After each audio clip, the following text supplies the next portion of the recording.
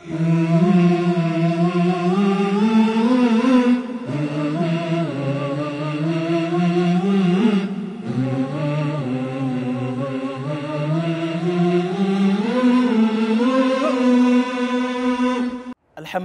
rabbil alamin wassalatu wassalamu ala ashrafil anbiya'i wal mursalin nabina Muhammadin al-hadil amin wa ala alihi wa ashabihi wa man istanna bi sunnatihi ila yawmiddin.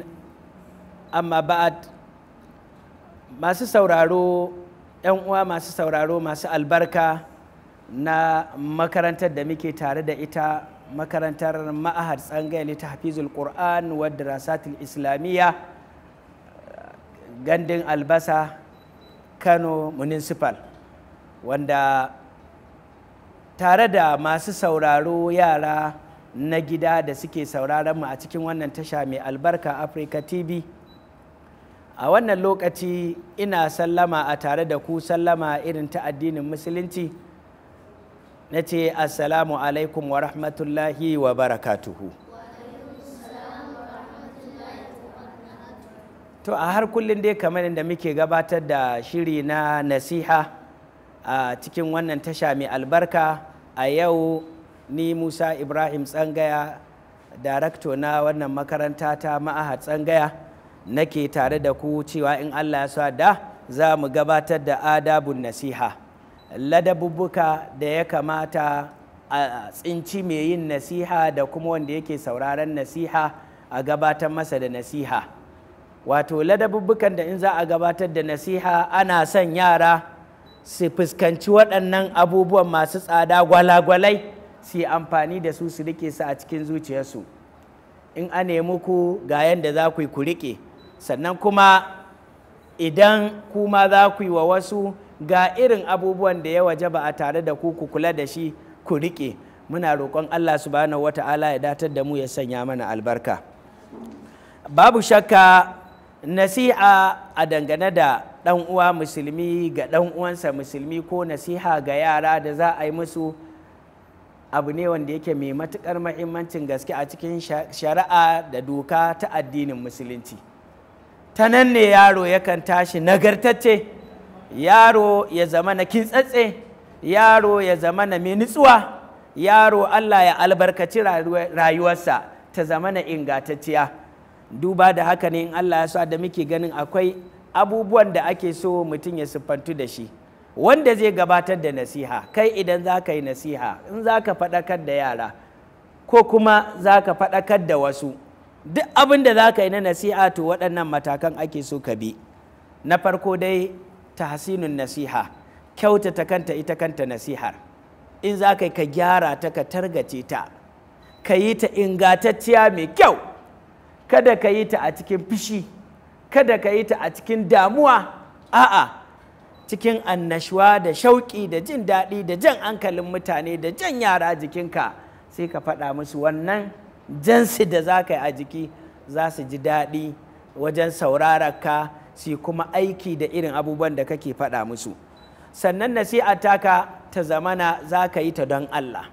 Don Allah za ka yi ta, ba don mutane ba. Don Allah za ka yi ta, ba don cin mutuncin mutane ba. Za ka gabatar da nasihan nan don Allah za ka yi ta. To wannan ita ma babban abin da ake so ka siffanti da shi, kai wanda za ka gabatar da nasiha. Ka yi ta don Allah, don neman lada a wajen Allah. Sannan abu na biyu kuma, nasihan nan taka ana son ta zama na sirra.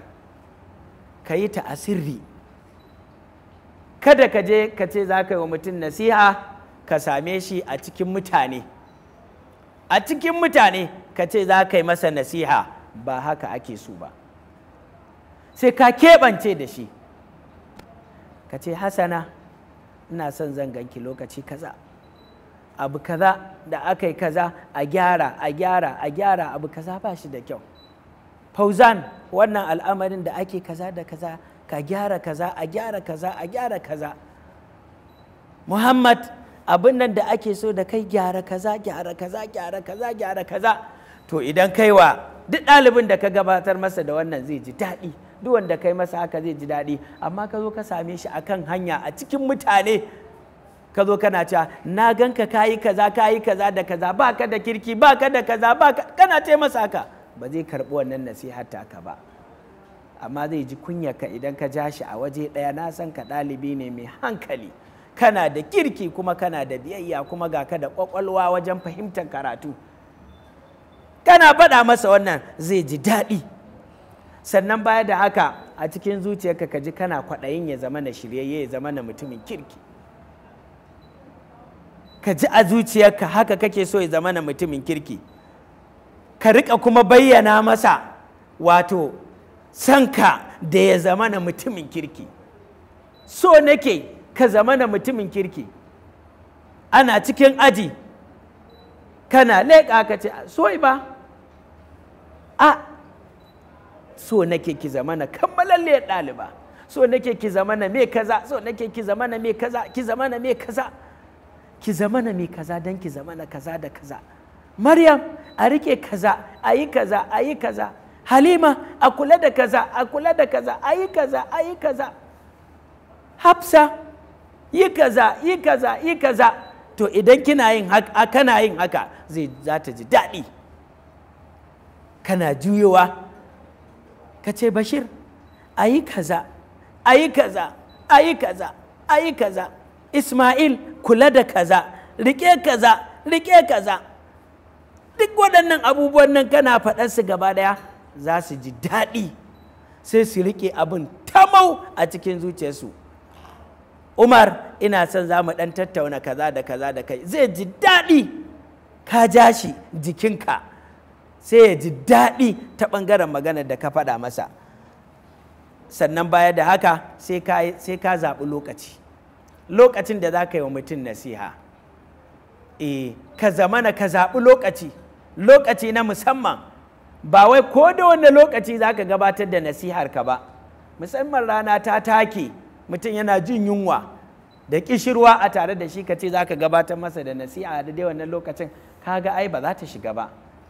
Ko yana jin bacci ko gyangyaɗi, yana ta wasu abubuwa, duk waɗannan ina ba zai ji nasihar ba. Amma sai ka ware masa lokaci na musamman ka gabatar masa da nasiha, wannan za ta shige shi. Sannan baya da haka za ka ware wuri, ba a ko'ina ake ba, kamar yadda muka faɗa, kakka yi ta a cikin mutane, ka keɓance masa wani guri lafiyayye, musamman ma gurin da yake ga ƙamshi, ga fanka, ga kafet mai kyau ya zauna a ciki. In ma kana da ɗan wasu abubuwa, ɗan siyo masa biskit da ɗan wani ɗan lemo ka bashi, yana sha, yana ci, yana sha, sai ka jefa masa nasiha a daidai wannan lokacin, za ta shige shi sosai.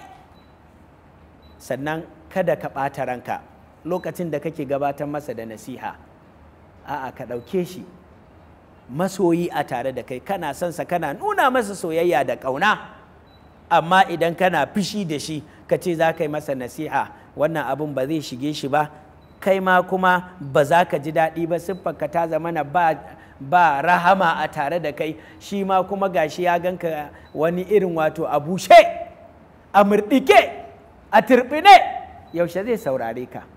Amma idan ka ja shi jiki, zo zauna, ka zama na mai kaza, ɗalibi na gari, mutumin kirki, kai da nake ganin ka kaza da kaza, wannan zai karɓi nasiharka. Sannan ka fara masa nasihar da za ka fara masa da ambaton wasu abubuwa na alkhairi da ka sani nasa yana yi. Duk wasu irin sifofi da ka sani na alkhairi nasa sai ka fara faɗa.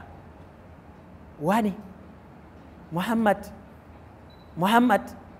kai ne fa, na san ka, kwakwalwarka tana ja a cikin aji, na san ka da nutsuwa a cikin aji, na san ka da rashin wasa, kai kana da kirki.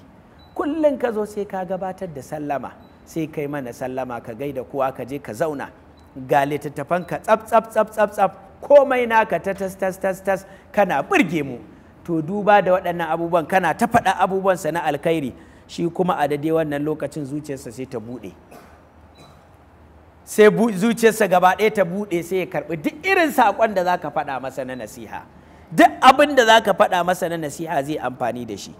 Sannan yana ɗaya daga cikin abin da ake so da kai mai yin nasiha ka siffantu da shi, ka zamana kana sane da irin abubuwan da kake faɗa. duk abin da kake faɗa ya zama na abubuwa ne na alkhairi kana sane da shi, kana sane da waɗannan abubuwan ka sani, don kakka je kai masa nasiha akan abin da baka sani ba ya ce to ai ni ba aiki na bane, ni ba ɗabi'ata ba ce, ni ba haka nake ba. Kaga ba za ka ji daɗi ba kai da kake isar da saƙon, amma ka san abin da yake, ka sani daga A zuwa Z, ka san duk abin da yake, kowace kwana ta saka riga ka sani, to sai ka faɗa masa. Sannan baya da haka kai ma ya kasance a tare da kai, kai da kake yin nasihar ya zamana ka siffanti da siffofin da kake faɗa masa, kai ma ba ka yin wannan abubuwan. Amma idan kana yin wannan abubuwan kuma kana faɗa wa yaro karye kaza, kai ma kuma ya ganka kana yi, ba za a samu nasara ba. Kaga yarinya tana yin kaza kuma kai ma kana yin wannan abubuwan, ba za a samu nasara ba. Shine wani mawaƙi yake cewa la tanha an khulqin wa ta'tiya mithlahu arun alayka idza fa'alta azimu. Kada kai hani a dangane da wasu ɗabi'o'i, munanan ɗabi'o'i marasa kyau, kuma a ganka kai kana yin su, wannan ai abun kunya ne a tare da kai idan kai haka. Shine Allah yake cewa ata'muruna nasa bil birri wa tansawna anfusakum wa antum tatluna alkitab afala ta'qilun. Ko haka Allah madaukakin sarki yace kwa umarci mutane da kyakkyawan aiki, aikin da zai shigar da su aljanna, aikin da zai datar da su, amma kuma ku ba kwa yi, kuna mantawa, ku a karan kanku ba kwa yin abin. Yanzu ba za ku hankalta ba ku gane? To sai ku gane, ku san cewa duk abin da ka faɗa na alkhairi ɗabbaka shi. Haka ɗabi'o'i da halaye na sahabbai na manzan Allah sallallahu alaihi wasallama suke, duk abin da suka faɗa za ka gansu suna aikata shi, duk abin da suka yi nasiha tare da shi za ka ga sun aikata shi wannan abubuwa, duk kuma abin da suka ji a wajen manzan Allah sallallahu alaihi wasallama sai sun yi ƙoƙari su ɗabbaka wannan abubuwa. To haka ake so kai ma ka zamana, duk abin da za ka faɗa wa mutane a ganka ka siffantu kana yin wannan abubuwa. Sannan baya da haka kai kuma wanda ake maka nasiha, ake faɗa maka abubuwa, wajibi ne a tare da kai kuma ka karɓi abin da ake faɗa ma. Duk abin da ake faɗa maka na nasiha kai ƙoƙari ka karɓa, kai girman kai, don girman kai shine lulluɓa gaskiya. Ga gaskiya an faɗa maka ka take ta, ka ƙi yin amfani da ita. To don haka duk abin da aka faɗa maka yi ƙoƙari ka riƙe shi, ka yi amfani da shi, ka ɗabbaka shi a cikin rayuwarka. Sannan baya da haka ana so a tare da kai kyakkyawan zato a dangane da wanda yake ma nasiha, kai kyakkyawan zato, kar ka munana masa zato. Wane ya nemi nasiha, kai ina zata abin da yake zuwa a cikin zuciyata, wane yana so na kuma mutumin kirki ne, alkhairi yake nufi a tare da ni, kuma na san duk abin nan da yake faɗa min in na bi shi na aiwatar zan dace a cikin rayuwata, abubuwa ne na alkhairi. To idan kana yin haka, kana jin haka, ka yadda kai masa kyakkyawan zato, sai ka ji daɗi. Amma ya ne maka nasiha kai kuma kana ta hararsa, ya ne maka nasiha baka jin baka yadda, sai kake cewa kawai ni na san ma dai kawai wannan dai akwai wata damuwa tasa dai da yake sa kaza da kaza. A'a, kawai kai masa kyakkyawan zato. Sannan abu na ƙarshe kai masa addu'a, kai mar addu'a. Tun da ya faɗa maka abubuwa na alkhairi, ka yi kyakkyawan zato a tare da shi, sai kai masa addu'a ta alkhairi, kai masa addu'a ta albarka. Allah madaukakin sarki ya albarkace shi, Allah madaukakin sarki ya sanya masa albarka.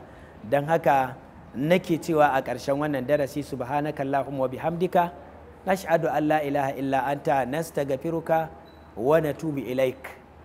Wassalamu alaikum wa rahmatullahi wa barakatuh.